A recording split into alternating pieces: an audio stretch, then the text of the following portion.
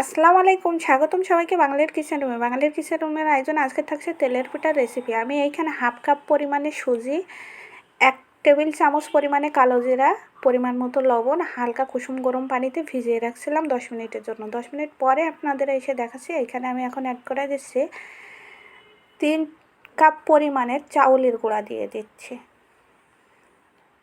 3 cup পরিমাণে চাউলের গুঁড়াটা দিয়ে দিলাম। এখন আমি এখানে দিয়ে দেবো 2 কাপ পরিমাণে ময়দা বা আটা, আপনারা যে কোনো দুইটার একটাই এখানে ইউজ করতে পারেন। এখন আমি ভালো করে একটা ব্যাটার তৈরি করে নেব। আমি এখানে পরিমাণ মতো লবণ, কালো জিরা আর সুজিটা আপনাদের দেখাতে পারিনি, ওইটা স্কিপ হয়ে গেছে।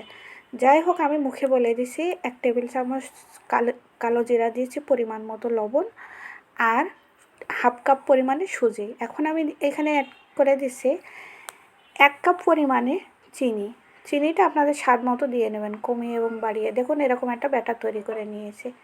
এখন আমার ব্যাটারটা রেডি হয়ে গেছে। অনবরত এভাবে করে আমি মেখে ব্যাটারটা তৈরি করে নিয়েছি। ব্যাটারটা এরকম হয়েছে। এখন আমি চুলায় কড়াই বসিয়েছি, অ্যাড করে দিচ্ছি পরিমাণ মতো তেল। পরিমাণ মতো তেল বলতে এখানে তেলের পিঠা তৈরি করতে যতটা আপনাদের তেল লাগবে সেই পরিমাণে আপনারা তেলটা এখানে অ্যাড করে নেবেন। আমি এখানে আমার পিঠাগুলো যেন সব ওঠে সেই পরিমাণে তেল অ্যাড করে দিয়েছি। তেলটা গরম হয়েছে কিনা 1-2 টোপ দিয়ে দেখলাম। তেলটা একটু গরম হয়ে আসছে। এখন আমি পিঠাগুলো এখানে দিতে পারবো।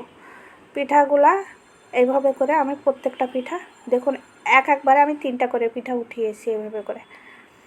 তেলটা কি পরিমাণে গরম হয়েছে আর পিঠাগুলা কি পরিমাণে ফুলতিছে দেখুন। আমি প্রথমবারে 4টা উঠাইছিলাম, তারপর 3টা করে উঠিয়েছি। 4টা উঠালে কি হয়, অল্প জায়গার ভিতরে পিঠাগুলা ঘুরতে পারে না, বারবার ঘুরাই দিতে হয়। যার কারণে আমি 3টা করে পরে উঠাইছি। পিঠাগুলা কিন্তু আমি প্রতি 3-4 মিনিট পর পর পিঠাগুলা উঠাতে পারছি। প্রত্যেকটা পিঠা এরকম ফুলে টইটম্বল হয়ে উঠছে, একদম কি বলবো, লুচির মতো ফুলছে।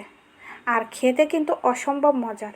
আপনারা যারা তেলের পিঠা বানান বাসায়, তারপরেও এই রেসিপিটা একবার ট্রাই করে দেখবেন। খেতে কিন্তু অসম্ভব মজার হয় আর ঘ্রাণ থাকে এর ভিতরে। এই যে কালো জিরা দেওয়া হয়েছে, কালো জিরার কারণে অনেক মজার এই পিঠাটা। ছোট বড় সবাই কিন্তু পছন্দ করবে। আপনারা এই রেসিপিটা একবার ট্রাই করে দেখতে পারেন। আমাদের এদিকে তেলের পিঠা বলে এটা। আপনাদের কোন কোন এলাকায় কি নামে ডাকে আর কি নামে বলে এই পিঠা জানি না।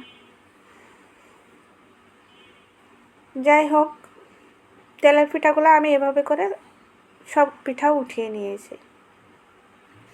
আমার রেসিপিটা যদি ভালো লাগে তাহলে সবার সাথে শেয়ার করবেন। আর যারা আমার এখনও চ্যানেলটা সাবস্ক্রাইব করেন নাই তারা অবশ্যই আমার চ্যানেলটা সাবস্ক্রাইব করবেন এরকম নিত্য নতুন রেসিপি পেতে। কথা বলতে বলতে আমার পিঠাগুলো তৈরি করা হয়ে গেল। আমি ডেকোরেশন করে আপনাদের দেখাচ্ছি। দেখুন রেডি হয়ে গেছে তেলের পিঠা। দেখতে কিন্তু পিঠাগুলো দেখতে যতটা সুন্দর হয়েছিল, খেতে কিন্তু অনেকটাই মজার। আর শীতের দিনে এরকম তেলের পিঠা না খাইলে কি হয়, এজন্য রেসিপিটা করেই ফেললাম আর আপনাদের সাথে শেয়ার করলাম। আমার রেসিপিটা ভালো লাগলে সবার সাথে শেয়ার করবেন। যারা আমার ইউটিউব চ্যানেলটা এখনও সাবস্ক্রাইব করেন নাই, ফেসবুক পেজটা এখনও সাবস্ক্রাইব করেন নাই, তারা অবশ্যই সাবস্ক্রাইব করবেন। সাবস্ক্রাইব করে পাশে থাকবেন। সবাই সুস্থ থাকবেন, ভালো থাকবেন। আজ এ পর্যন্ত। আবারও কথা হবে, দেখা হবে নতুন কোনো রেসিপিতে। সে পর্যন্ত সবাই সুস্থ থাকবেন। আল্লাহ হাফেজ।